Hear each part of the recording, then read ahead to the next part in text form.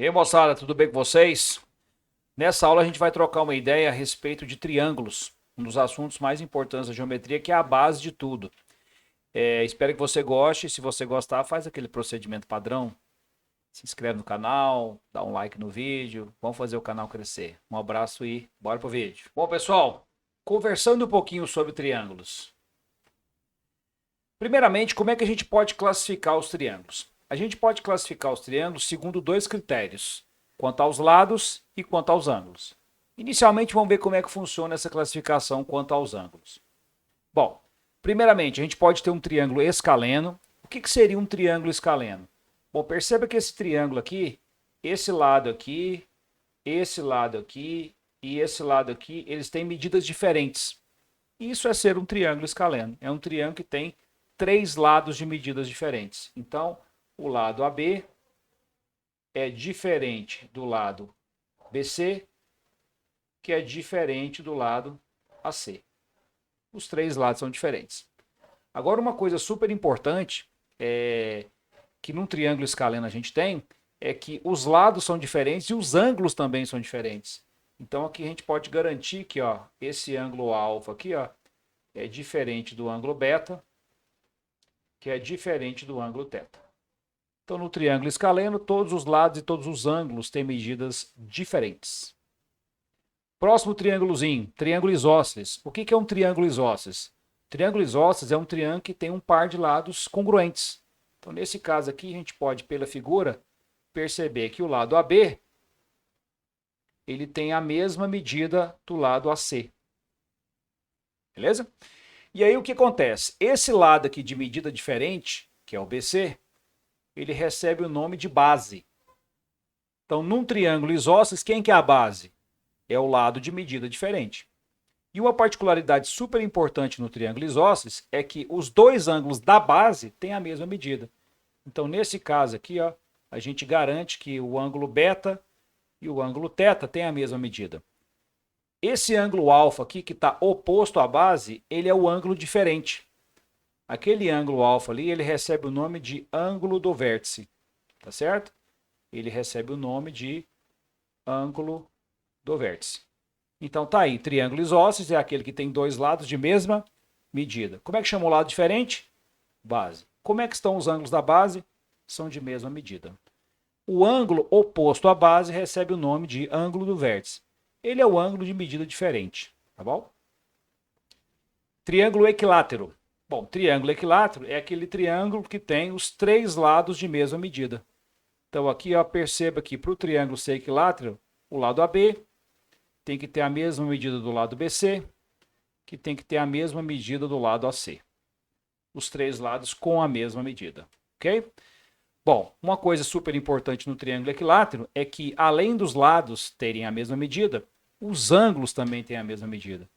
Então, esse ângulo e esse ângulo têm a mesma medida. Portanto, alfa é igual a beta, que é igual a θ. Como a soma dos ângulos internos de qualquer triângulo é 180, e esses aqui têm a mesma medida, basta então, para descobrir o tamanho deles, pegar o 180 e dividir por 3. 180 por 3, 60 graus. Todo triângulo equilátero, os três ângulos vão medir 60 graus, ok? Por isso, inclusive, que a gente pode falar que todo triângulo equilátero, ele também é um triângulo equiângulo. Por que equiângulo? Porque os lados têm a mesma medida, equilátero. Os ângulos têm a mesma medida, equiângulo, ok? É isso. Então, essas são as três classificações que a gente tem. E um detalhe interessante é que todo triângulo equilátero também é isósceles. A gente pode falar que todo triângulo equilátero é isósceles, porque quem tem três lados de mesma medida tem dois. Todo triângulo equilátero é isósceles. Okay? Podemos classificar os triângulos também quanto aos ângulos. Como é que seria isso? Triângulo acutângulo. Quando é que a gente tem um triângulo acutângulo? Um triângulo será acutângulo quando todos os seus ângulos forem agudos. Então perceba, o ângulo alfa é menor que 90. O ângulo beta vai ser menor do que 90. E o ângulo θ também vai ser menor do que 90. Então, quando a gente tem um triângulo que os três ângulos são agudos, O triângulo é chamado acutângulo. Ok. Podemos também ter um triângulo retângulo. Triângulo super trabalhado na matemática, né? Quando é que a gente tem um triângulo retângulo? Um triângulo retângulo, a gente tem exatamente um ângulo reto. Então, no caso aqui, ó, o ângulo do vértice A mede 90 graus. Então, um triângulo retângulo é aquele que tem um ângulo reto. Ok? E, logicamente, né, só completando, os outros dois ângulos são agudos, né? O alfa e o beta são ângulos agudos. O que seria um triângulo obtusângulo? Gente, um triângulo obtusângulo seria um triângulo que tem exatamente um ângulo obtuso. Então, perceba que nesse caso aqui, ó, o nosso ângulo alfa ali, ó, ele é um ângulo que está entre 90 e 180. Então, a gente diz que ele é um triângulo obtusângulo pelo fato de ter um ângulo obtuso. Obviamente, os outros dois ângulos vão ser ângulos agudos, né? Ok? Bom, agora, além disso, a gente pode conversar um pouquinho também sobre essas classificações. A gente também consegue estabelecer uma relação entre os lados de um triângulo acutângulo, retângulo e obtusângulo. Para isso, vamos pensar na seguinte situação. Então, vamos imaginar que esses três triângulos que a gente tem aqui, ó, de lados A, tá vendo? Ó, B e C. Aqui também lados A, B e C. Aqui também ó, lados A, B e C. Ok? Nessas três situações, nós vamos supor que o A é a maior medida. Ok? Então, nesse triângulo acutângulo, o A é a maior medida. Nesse triângulo retângulo, o A está óbvio, né, gente, que é a maior medida, pelo fato dele ser hipotenusa. E nesse triângulo aqui, o A é a maior medida também. Ok? O que acontece num triângulo acutângulo? Bom, num triângulo acutângulo, o lado de maior medida ao quadrado, ele é sempre menor do que a soma dos quadrados dos outros dois. Então, num triângulo acutângulo, a maior medida ao quadrado é menor do que a soma dos quadrados dos outros dois. Num triângulo retângulo, o maior lado ao quadrado é igual à soma dos quadrados dos outros dois. Perceba que essa relação nada mais é do que o teorema de Pitágoras, né? Então, para o triângulo retângulo, isso aqui inclusive já estava resolvido. A gente já sabia disso. Agora, para o triângulo obtusângulo, como é que funciona a relação dos três lados? O maior lado ao quadrado, ele é maior que a soma dos quadrados dos outros dois. Então, se alguém fornecer para você as medidas dos três lados de um triângulo, você consegue classificar esse triângulo tranquilamente em acutângulo, retângulo ou obtusângulo usando essas relações. Ok? Condição de existência. Dado um triângulo de lados A, B e C, vamos supor que o A é a maior medida. Supondo que o A é a maior medida.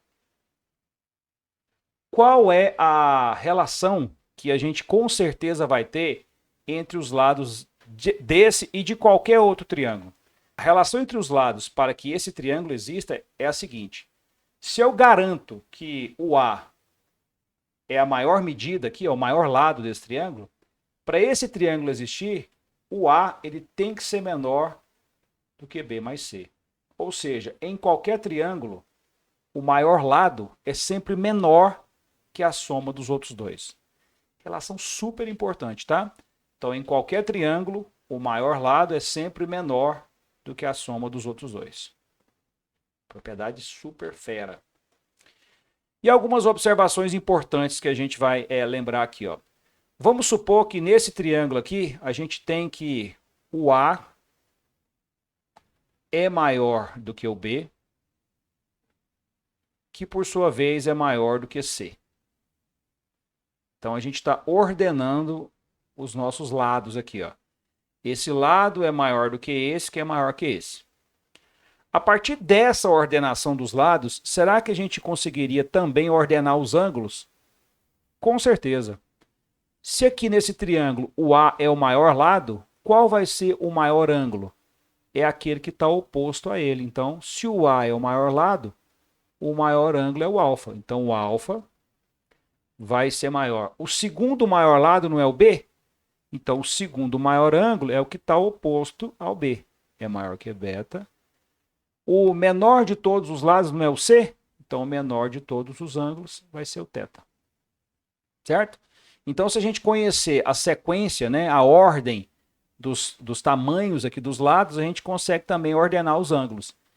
E vice-versa, tá? Se a gente tiver certeza do contrário, que o alfa é maior do que o beta, que é maior do que o θ, com toda certeza a gente também concluiria que o lado oposto ao alfa, que é o A, é maior do que o lado oposto ao beta, que é o B, que é maior que o lado oposto ao θ, que é o C. Então, na verdade, isso aqui é uma dupla implicação, né? No final das contas, você pode tirar esse implica aqui e esse implica aqui e substituir por um se somente se, né? A maior que B maior que C, se somente se, alfa maior que beta maior do que θ. Ok? Obviamente, né? Se a gente tem, por exemplo, lados iguais, os ângulos opostos a esses lados iguais também serão iguais, que é o que acontece no triângulo isósceles, né? Por exemplo, se eu falo para você que esse lado aqui, ó, o B, é igual ao C, automaticamente o ângulo oposto a B, que é o beta, tem a mesma medida do ângulo oposto ao C, que é o θ. E isso acontece no triângulo isósceles, beleza? Então, o maior lado se opõe ao maior ângulo. Ângulos iguais se opõem a lados também iguais. A gente pode estabelecer essa relação que é muito útil em algumas situações aí, ok? Bom, vamos trocar uma ideia aqui agora com dois exercícios para a gente poder fixar isso que a gente acabou de ver. Primeira questãozinha diz o seguinte. A gente tem um triângulo que tem um lado medindo 9 centímetros, um outro lado medindo 7 centímetros. Sabendo que a medida do terceiro lado é um número inteiro, em centímetros, quantos possíveis valores existem para esse lado? Pô, legal demais, né? Então, vamos resolver essa questãozinha. Então, imaginemos que o nosso triângulo seja assim, ó. A gente sabe que um lado dele é 9 centímetros. A gente sabe que um outro lado dele é 7 centímetros. E esse terceiro lado aqui a gente não sabe a medida dele e quer saber quantas são as possibilidades para ele, sabendo que ele é inteiro. Bom, qual que é a condição de existência de um triângulo? Para um triângulo existir, o maior lado ele tem que ser menor do que a soma dos outros dois. Nesse nosso caso aqui, quem não pode ser o maior lado é o 7, né? Então, a gente está, a princípio, na dúvida. O maior lado pode ser o 9 ou pode ser o x. Então, a gente vai jogar com essas possibilidades. Então, na hipótese do x ser o maior lado, esse x ele tem que ser menor do que 9 mais 7. Isso é fato. Na hipótese do 9 ser o maior lado, esse 9 ele tem que ser menor do que x mais 7. Qual das duas situações a gente tem que obedecer? As duas, ao mesmo tempo. Então, o que a gente vai fazer aqui é resolver esse sisteminha de inequações, que é super simples. Então, pegando a primeira inequação, a gente vai ter x menor do que 9 mais 7, 16. Na segunda inequação, o que a gente vai fazer? Nós vamos passar o x para o lado de cá, ele fica negativo, menor, aí nós vamos passar o 9 para cá. Vai ficar 7 menos 9, e isso vai dar quanto? Menos 2. Multiplica por menos 1 aqui para mim, por favor. Quando você multiplicar aqui por menos 1, aqui vai ficar positivo, a desigualdade inverte, e aqui fica positivo também. Conclusão. Para que esse triângulo exista, esse terceiro lado aqui, ó, ele tem que ser ao mesmo tempo maior do que 2 e menor do que 16. Então, esse nosso x, ele vai ter que ser um número que está no intervalo que vai de 2 a 16. Entre 2 e 16. Como ele é um número inteiro, com toda certeza esse x vai pertencer a qual conjunto? Números inteiros que vão ficar entre 2 e 16. 3, 4, 5, 6, 7, 8, 9, 10, 11, 12, 13, 14 e 15. Vamos contar? 1, 2, 3, 4, 5, 6, 7, 8, 9, 10, 11, 12, 13. São 13 possibilidades. Beleza? Próximo. Um esquadrejamento ou ato de colocar no esquadro na construção civil é a verificação das medidas dos alicerces, paredes ou qualquer parte em que seja necessário obter um ângulo reto. Com o objetivo de garantir a perpendicularidade e o paralelismo da obra, evitando uma edificação defeituosa. Muitos construtores realizam esse procedimento com o uso de marcações e medidas utilizando as relações do triângulo retângulo, na parte da obra em que se deseja verificar o esquadro.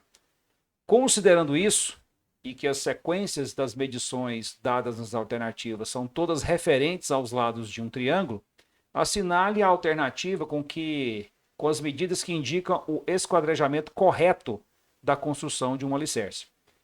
Esse esquadrejamento que ele está falando é a obtenção de um triângulo retângulo. Então a gente tem que ver aqui, para resolver a questão, qual desses triângulos, que a gente tem os lados, vai ser um triângulo retângulo. Então vamos a ele. Bom, pessoal, então o esquema aqui, para a gente verificar se esses triângulos são ou não são retângulos, a gente tem que lembrar daquela condiçãozinha que, para um triângulo ser retângulo, o maior lado ao quadrado, ele tem que ser igual à soma dos quadrados dos outros dois. É o que a gente vai fazer para cada um dos triângulos destacados aqui nas alternativas. Então, começando pela letra A. Será que esse triângulo aqui é um triângulo retângulo? Bom, a gente vai pegar o maior lado, que é o 40, e elevar ao quadrado. E aí a gente vai comparar com a soma dos quadrados dos outros dois. Será que 40 ao quadrado é o que em relação a 20 ao quadrado mais 30 ao quadrado? Bom, 40 ao quadrado dá 1.600. 20 ao quadrado dá 400. 30 ao quadrado dá 900. Então, esse valor ele não é igual a essa soma. Inclusive, ele é maior, né? Esse triângulo aqui, inclusive, é o obtusângulo. Então, aqui a gente não tem o chamado esquadro, né? Vamos para o próximo. Letra B. Letra B, vamos pegar o maior lado, 50. Então, será que 50 ao quadrado é o quê em relação a 20 ao quadrado mais 40 ao quadrado? Bom, 50 ao quadrado, 2.500. Isso aqui é 400. Isso aqui dá 1.600. Então, novamente, esse primeiro númerozinho aqui é maior do que essa soma. Então, a gente tem, de novo, um triângulo obtusângulo. Continuando. Letra C. O maior lado é 70, então vamos ver. 70 ao quadrado é o quê? Do 35 ao quadrado mais 45 ao quadrado. Bom, 70 ao quadrado, 4.900. 35 ao quadrado, 1.225. 45 ao quadrado, 2.025. 4.900 é maior do que essa soma, né? Então, de novo, a gente tem um outro triângulo obtusângulo. Na letra D, vamos comparar 120 ao quadrado com 60 ao quadrado mais 80 ao quadrado. Aqui a gente vai ter 14.400, aqui a gente vai ter 3.600 e aqui a gente vai ter 2.400. Então, novamente, esse primeiro número é maior. Então, vai ser a letra E, né, pessoal? Vamos fazer o teste, ó. O maior lado aqui, ó. 150 ao quadrado. E nós vamos comparar com 90 ao quadrado mais 120 ao quadrado. Bom, esse aqui dá 22.500. Esse aqui dá 8.100. E esse aqui dá 14.400. Olha, 8.100 com 14.400 dá exatamente 22.500. Então é aqui que a gente tem o chamado esquadro, né? Então ficamos aí com a letra E. Valeu, espero que vocês tenham entendido tudo. Um abraço a todos.